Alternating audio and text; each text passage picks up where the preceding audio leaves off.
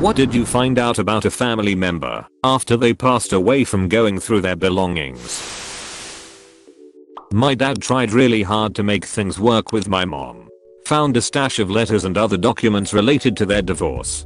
Found a very heartfelt letter pleading with my mom to try to talk things out and do what's best for the kids. As far as the divorce, he basically let her take everything.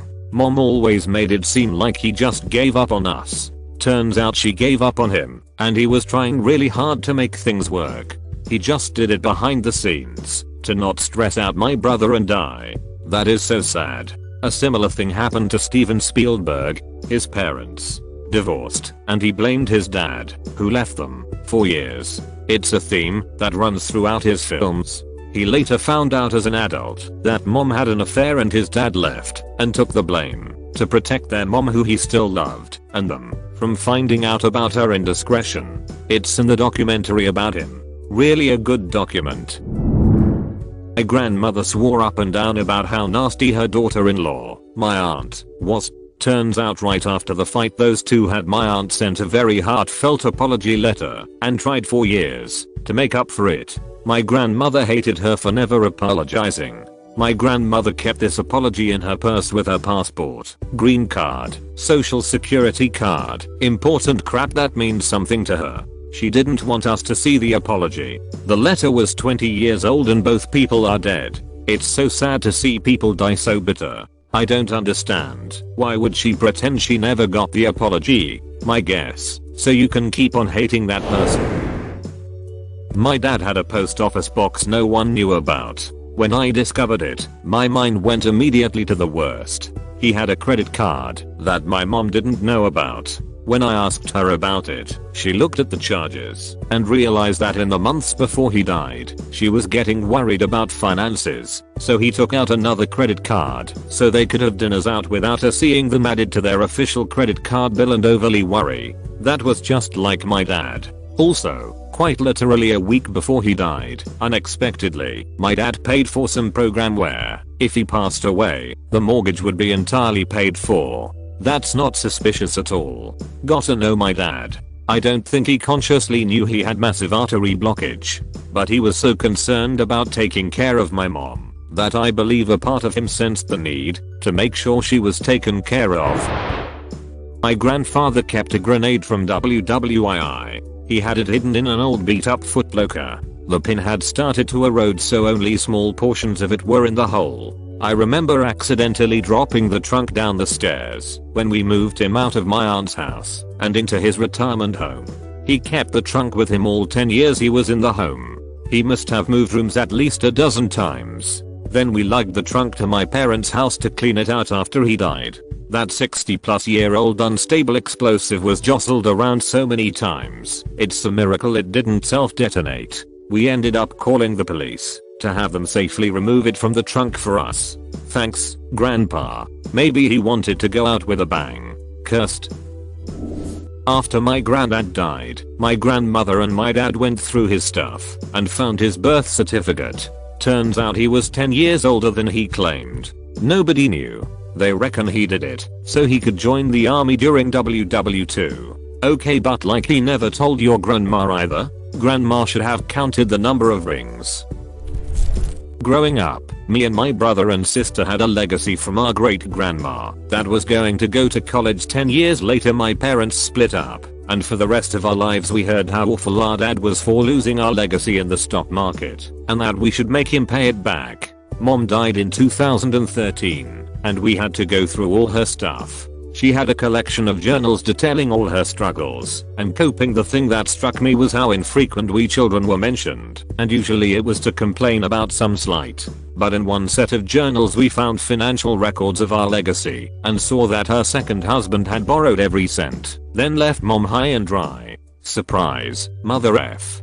Did you get any of the money back? When I went to college I asked for my share of what was left. Over 2 semesters I got maybe $200 for textbooks. Then when I asked for more to buy supplies for a photography class my mom had a fit. That's when the story that my dad spent it all started. My grandpa eventually made good on the legacy and started a tradition that all his grandkids got money for college.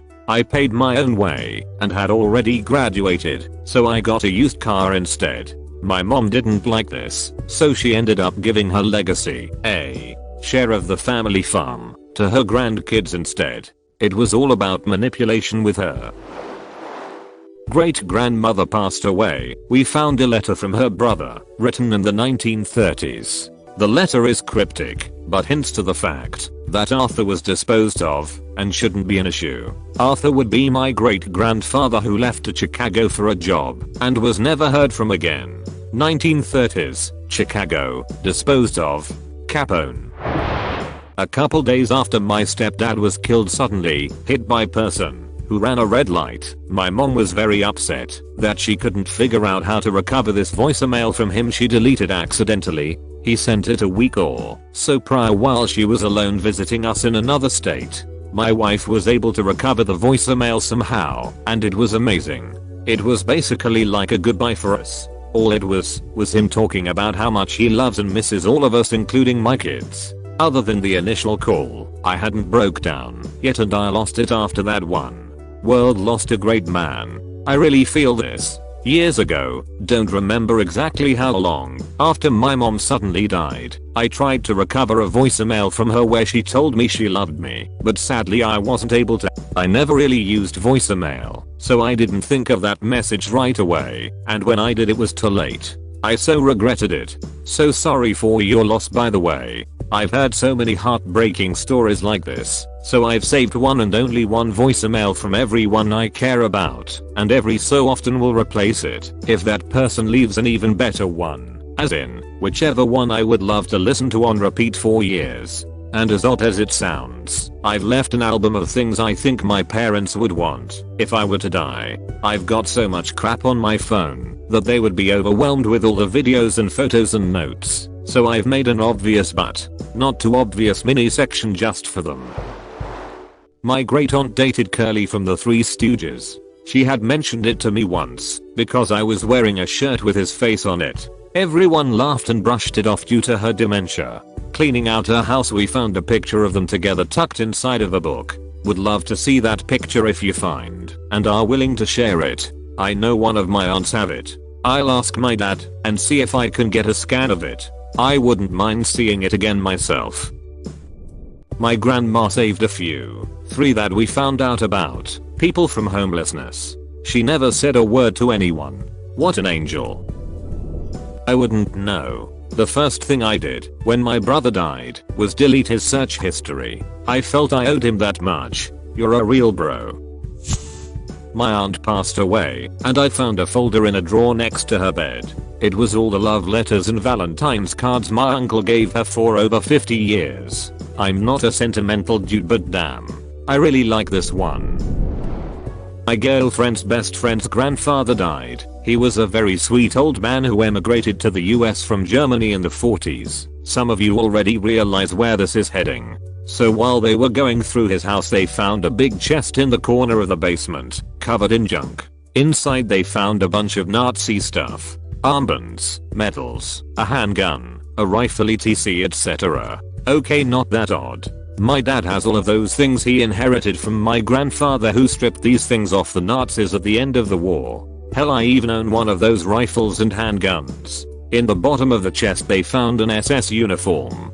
To those who aren't familiar with WWI history, the SS were the worst of the Nazis. They ran the concentration camps. Remember Alf Finn's in Schindler's List? Yeah, he was SS. Okay, that one's kind of odd. The SS were seriously hunted after the war to pay for their war crimes. Most SS officers burned their uniforms before going into hiding. So odd to have one, but not unheard of. Well, they pulled the chest out and found underneath a section of the concrete floor that had been busted out with a piece of plywood covering the hole. Inside the hole they found a piece of cloth covering 12 1kg bars of gold bullion stamped with swastikas. What the frick? So now this woman and her entire family are wondering if their sweet old grandfather was actually a sadistic war criminal. For all they know he stole it before he came to America. But they don't know what to do, who to tell, and what to do with the gold. They have at least 600k in gold, which could very well be stolen jewelry and teeth fillings stolen from Jews who were exterminated. Gotta think that's got some bad juju attached to it. Contact a museum or a big university history department. They might be able to help the family figure out what to do with the stuff. I think they're too afraid to start looking into it. It's been a few months now, and they still have it sitting in the basement. My grandmother kept every card or letter ever given to her. It was so sweet to go through them and recognize a card I gave her when I was a kid. The coolest thing was finding the letter my uncle wrote to her explaining that he was gay and diagnosed with HIV. He had been to visit her the month prior and just couldn't tell her. My grandma was very hard of hearing, so telling her on the phone wasn't an option. My aunt and uncle took her the letter and offered to answer any questions she had. My Irish Catholic grandmother said, "He's my son and I love him." That's all that's ever mattered. Reading the letter and hearing that story made me love that woman so much more than I already did. I inherited my grandmother's sewing table and notions chest. In one of the drawers, I found a bag of suncatchers and things I had made her when I was a small child. It really touched me that she'd kept them for so many years. Finding them again was like she was giving them back to me. It made me feel so loved by someone I miss dearly. This is a doozy. I found out my dad had families all over the US and 2 in foreign countries. I have dozens of half-siblings and had developed relationships with some of them. Some knew nothing about dad, so I've gotten to tell stories about him over the years. I feel bad for the younger kids. They never spent any time with him, and while this is a totally crappy thing to do, he was a good dad to me, and I hate that some of my siblings didn't get to know him like that. How did you feel about all this when you found out? At first I felt like I didn't know him at all. It was shocking to say the least. Going through family pictures of other families, having to track some of these people down to let them know that he had died helped me realize that he was just a very attention-hungry human. Every woman I spoke to loved him dearly. Every kid was sad that he was gone. He was a good dad and husband/boyfriend to a lot of people, albeit in a very fricked up way. I've gotten to meet some pretty amazing people that I'm related to thanks to his infidelity, and now I'm choosing to think of it as a parting gift. No one could ever replace him, but I got a crapload of new siblings to get to know. My uncle passed about a month ago. Turns out he had a hentai collection in a hollow floorboard. He was married. My aunt had no idea. I took them and burned them without anyone knowing to preserve his dignity with my parents and aunt. If they found out they would have shunned him. They are hardcore religious. The sacred texts. End nanny. I found a lot of poems that my grandmother wrote about how unhappy she was in her marriage and how she just wanted to feel loved again. My grandma was like that. She had 3 men in her life that we know of. First husband, my dad and aunt's biological father, was abusive and she got a divorce despite the giant stigma it carried back then. Second husband, the man my dad and aunt saw as their father, was the sensible and economic choice. He was fiercely loyal and committed to providing for his family. Him and my grandma built a successful business together, but arguably they never actually loved each other and she suffered. When he died, my dad and aunt were in their early 40s. My grandma very quickly got together with a man that adored her, and she adored him back. I'm sure for my grandma this was the most emotionally satisfying relationship that she had been longing for all these years, but there was a lot of resentment on my dad and aunt's part. Looking closely at the stories of the women of my grandma and even mom's generation really gives me a different appreciation of the feminist movement. At age 18 I had insane debt, but never could figure out why. At age 22 my mom passed away. In her closet was 98 cartons of basic non-filter cigarettes. She took out credit cards and everything in my name to buy them. The only thing we can figure is this was during her onset of dementia. She went downhill quick once she was diagnosed. No one knew she had cancer till after she passed either. Were you able to claim fraud for the debt and get it wiped out? With the smaller 2 accounts, yes, no issues, and those were resolved quickly. The capital one I had to fight for and just eventually paid off. It became more stress than anything because they said I couldn't prove it was her. I was young and didn't know a lot, so I ended up caving after 5 months fighting with them over it. My great aunt had a bunch of bodice ripper novels with fake dust jackets over them that had classic and academic book titles. so you wouldn't know that it was a raunchy book until you took the dust jacket off. Scandalous. My grandmother had severe emphysema from a lifetime of smoking. The doctor gave her an oxygen tank and mandated that we visit her once a day, often at surprise times, in order to get her to stop smoking. So, we were feeling pretty confident we were keeping her from smoking, and we routinely checked the house for anything smoking related. You guessed it, when she died, we found ashtrays and cigarettes stashed everywhere, taped to the toilet lid, in a plastic baggie in a canister of flour, behind light fixtures, and so on. Yes, she had been smoking, while hooked up to her oxygen. My father is now in his late 70s, and a heavy smoker. Some people never learn, I guess. Addiction's a bitch. My great grandma had a millionaire tryna wife her up, but she went after a broke ass dude instead. Stuff you do for love. It's weird. My dad had handcuffs and a ball gag, but wasn't in law enforcement. Oh, he was someone's sheriff alright. Laying down the law.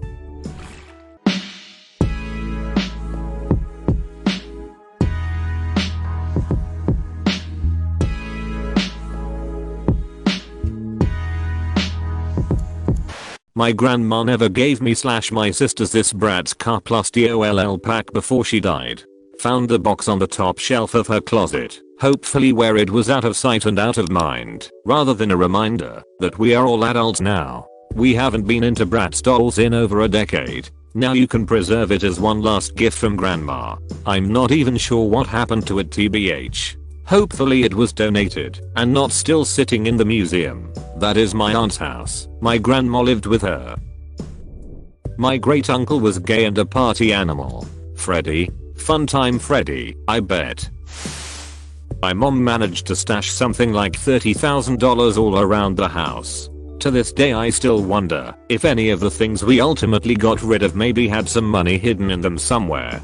This is rather common in people who develop dementia. Not that I'm assuming your mother had it. Some people don't trust banks either. My in-laws had money in their house, but that was because they were hoarders who would forget where stuff was and then pile more crap on top of it. Yeah, I've read about hoarders. Fortunately mom had all her faculties when she passed. I think this method of saving grew out of trauma and probably also had something to do with having lived during the Great Depression, when you couldn't trust banks.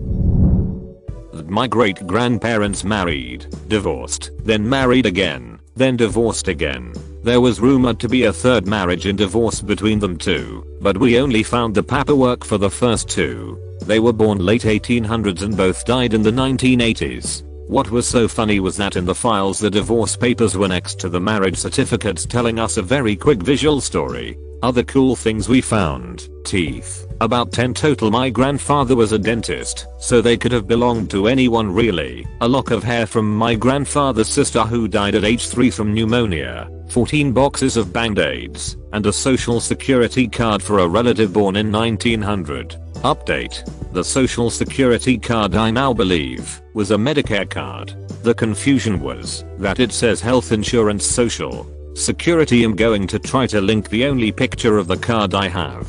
Not sure how old that was either. I don't think that was a social security from 1900. Social security cards weren't started being issued until late 1935.